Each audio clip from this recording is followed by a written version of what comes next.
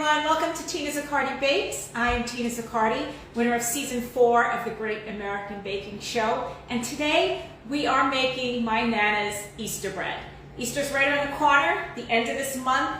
And why wait till like a couple of days before Easter to really enjoy this bread, because it is so good. We want to get making it ahead of time. So that's what we're doing today. We're going to make some Easter bread. It's a slightly sweet, kind of not too dense, not too fluffy, kind of somewhere in the middle. It's just delicious. And I love to eat it for breakfast, for a snack, after dinner, like dessert. You can have it many different ways, with butter, with jelly, but we're going to jump right in. And the first thing we're going to start with is we are going to mix together in a small saucepan. We have butter in here already, unsalted butter, 8 tablespoons or 114 grams. And then I'm going to add to that a cup and a quarter of whole milk. Okay, and we're going to put this on the heat. And I'm also going to add 2/3 a cup of sugar or 132 grams. And we're going to warm this up until the butter is all melted and the sugar is almost dissolved. This is how my grandmother did it, and this is exactly the way I do it. I'm telling you, every time I make this bread, it feels like she's with me, and it tastes exactly like the way she made it, which is just so comforting and so great that I'm lucky enough to be able to have that recipe. And I kind of have a funny story on how I got the recipe, because some Italian grandmas, they add a little bit of this and a little bit of that, and you never get any exact measurements. So there was one day, I think I was in college, I went over to her house and I said, Nana, I need that recipe for sweetbread. So I sat down with her, and every time she was going to put something in, I said, hold it, wait, let me measure it. And that's how I got the recipe. I had to sit there and measure everything with her, because otherwise it was just, oh yeah, that looks good, that looks like enough flour, and yeah, that looks like enough milk. So we measured it, and we did a pretty good job, because I'm telling you, every time I make it, it tastes just like she makes it. So we are going to take the temperature of this mixture, because we don't want it too hot, because we don't want to kill the yeast. So I'm just going to see what the temperature of this is, and I want it to be about 110 degrees. And you know what? We are just about there. So I'm going to take this off the heat, and I'm just going to leave it right there while we get our dry ingredients together. And I'm going to get rid of my hot plate, because we don't need that anymore. So, if you've watched me long enough, you know that I love to use a scale, because it is the most accurate way to measure. Weighing by weight is always better than weighing by volume. I know some people like to scoop, and the tendency with scooping is to get way too much flour than what your recipe calls for. I guarantee you, if you take a good scoop of flour and weigh it, it's going to be more than 120 grams, which is what I use as a guide for my 1 cup of flour, 120 grams. So for this recipe, we need 5½ cups of flour, which is 660 grams. And we're using all-purpose flour today. You don't need bread flour, you don't need anything special, just plain old all-purpose flour. That's what Grandma used, and if it's good enough for her, it's good enough for us. So I'm just going to take the flour right from my container and put it right into the bowl. I don't really have to dirty anything else.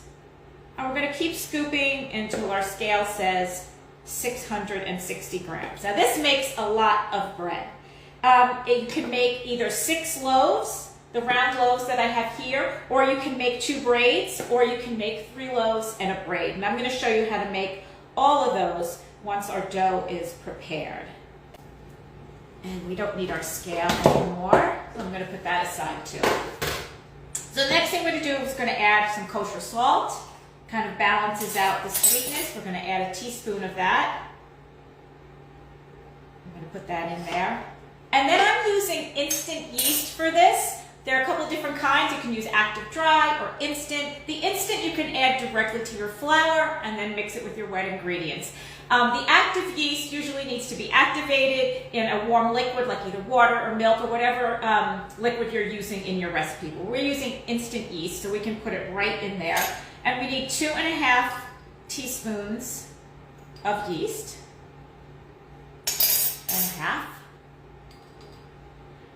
So we've got our dry ingredients in here, and what we're going to do is we are going to take our warmed milk, sugar, and butter mixture, and we're going to pour it right into here.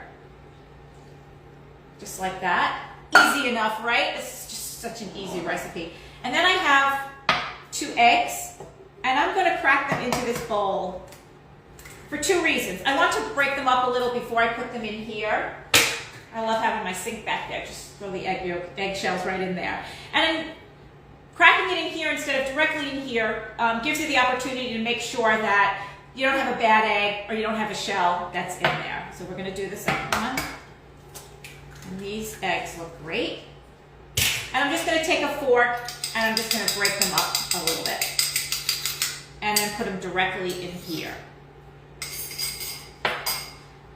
You can knead this by hand if you want. It might get a little messy because it is a little bit of a sticky dough. But a couple of things you can do to combat that is you can dust your surface with a little flour, just a little, in your hands and the top of the dough before you start kneading. Or you could take a very, very small amount of vegetable oil and just kind of coat the surface that you're going to be kneading it on, and this will help prevent it from sticking. So that's a few little tips that we have. All right, so we are going to mix this on medium speed for about 2 minutes until, as you can see that, until the dough is coming together. About 1 to 2 minutes. It doesn't require much. And this looks really good. Everything looks really well incorporated. So what I'm going to do is I'm going to take my paddle attachment off, and I'm going to scrape off any dough that's on there. And you can see that's kind of a real sticky mess, but I'm telling you, after you knead it with the dough hook for like 6 to 7 minutes, you will see how this dough is going to transform into something that's really silky smooth and starts to pull away from the sides of the bowl and gets to the point where you can handle it really nicely. So so far, I'm going to get this going while I talk. So first we had 1 1/4 cups of whole milk, 1 stick of butter or 8 tablespoons, and 2/3 cup of granulated sugar that we warmed in a pot to about 110, 115 degrees, no more. And then in our bowl we had 5 1/2 cups of all-purpose flour, 2 1/2 teaspoons of yeast, and 1 teaspoon of kosher salt. We added the liquid ingredients to that, plus 2 whole large eggs. And most of my baking, I use large eggs. If you were to use like a jumbo or an extra large, you're going to change the texture of the dough. So I would stick, if you're baking, I would stick to large eggs. We have this on medium speed, and you can see that it's going and it's kind of sticking, but we're going to let that go for another 5 to 6 minutes. I'm going to put it off to the side, and I'm going to show you how to shape the loaves. I'm just going to put that off there. So, after this dough has been kneaded for about 5 to 6 minutes, and when it's done, I'm going to show you how you can tell when it's done kneading. We are going to take the dough and place it into a greased bowl, put some plastic over it, and set it aside to rise for about an hour, hour and a half, and it should be doubled in volume. And I'm going to show you, I have some right here. It looks really, it's just beautiful. It rolls just so beautifully. I'm going to show you right now. Oh, this dough is so nice. You can see right here. That. It looks great. So what we're going to do is we're going to kind of take the air out of it. We're going to give it a good punch, and we're going to take it out of the bowl. And this is such a beautiful dough. Everybody can see that. Put that back there. So we're going to just kind of stretch it out into a rectangle so we can cut it into pieces. You can weigh it if you want to get more accurate measurements, but I think eyeballing it is good. Grandma used to eyeball it, so we're not going to get kind of crazy with that. So, like I said, you can make 6 loaves like this, round little loaves, or you can make 2 braids like this, or you can do a combination. You can do 3 loaves and 1 braid, and that's what I'm going to show you today. So we're going to take our dough, and we are going to take our bench scraper, and we're going to cut it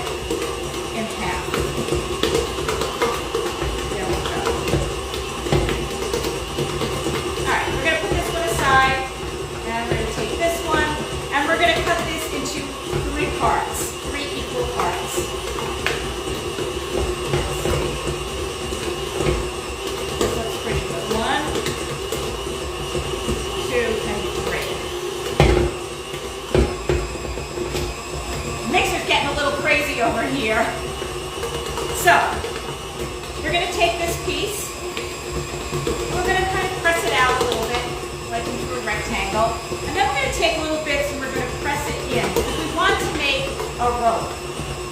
There we go. I'm going to roll it around and we're going to pinch it so that it all is together. And then we're going to roll it to about a 12-inch rope, and that's what I have right here. Everybody can see that. And the way my grandmother used to shape it is she used to do a knot. So she would take it and kind of spin it around and tuck one underneath, and she would make like a little knot. And there we have it, right here. That right there. I'm going to do it again with the other one. First, I'm going to take a look at my dough right here. And we need to scrape the sides. Every once in a while, you're going to need to scrape the sides of this bowl to make sure the dough is all being kneaded together. All right. Okay, and we're going to let this go. So we're about halfway there. So you can see, I want the dough to be really nice and stretchy. But right now, it's kind of tearing. So I'm going to let this go about another maybe 3 to 4 minutes. I'm going to push this off camera right now, and we're going to just let that go. And we're going to take another one of our pieces of dough, and again, we're going to flatten it, and we're just going to press, pull them in and press like this. Kind of turn it over, and then just seal these edges. And then we're going to roll it out again.